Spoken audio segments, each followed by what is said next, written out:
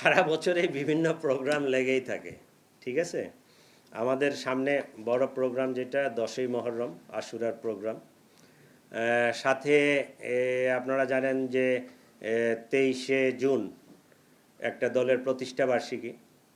তো আমরা সর্বোচ্চ সতর্ক অবস্থায় আছি। আমাদের পুলিশি যে কার্যক্রম, যে নিরাপত্তামূলক ব্যবস্থা, নগরবাসীকে নিরাপত্তা দেওয়ার জন্য বিগত দিনে যে ধরনের ব্যবস্থা নেওয়া হয়েছে, সেই আলোকে আমরা নতুন করে পরিকল্পনা, নতুন করে নিরাপত্তা চেকপোস্ট এবং অপারেশন এটা আমাদের অব্যাহত আছে এবং এটা থাকবে। বিচার ব্যবস্থাটা, জুডিশিয়াল সিস্টেমটা অনেকগুলো স্টেজ, বুঝছেন।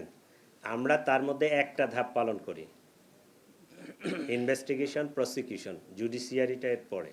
কারণ আমাদের কাজ হচ্ছে ক্রিমিনালকে অ্যারেস্ট করা, করে তার বিরুদ্ধে সাক্ষ্য প্রমাণ সংগ্রহ করা এবং সাক্ষ্য প্রমাণ সহ তাকে কোর্টে উপস্থাপন করা। পরবর্তী কাজটা কিন্তু বিজ্ঞ লয়ার এবং যারা এই জুডিশিয়াল সিস্টেমের সাথে জড়িত তাদের কাজ। এখন এইটা তাদের বিষয়, কাকে জামিন দিবে কি দিবে না, কাকে শাস্তি দিবে কি দিবে না, বা কি করবে না করবে, এটা কিন্তু কোর্টের বিষয়। এই বিষয়ে আমি আসলে মন্তব্য করব না, এটা তাদের বিষয়।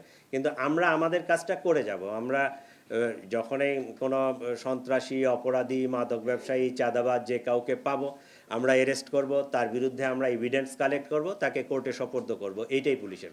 স্পেসিফিক কোনো থ্রেট, আশঙ্কা কোনো কিছু নাই।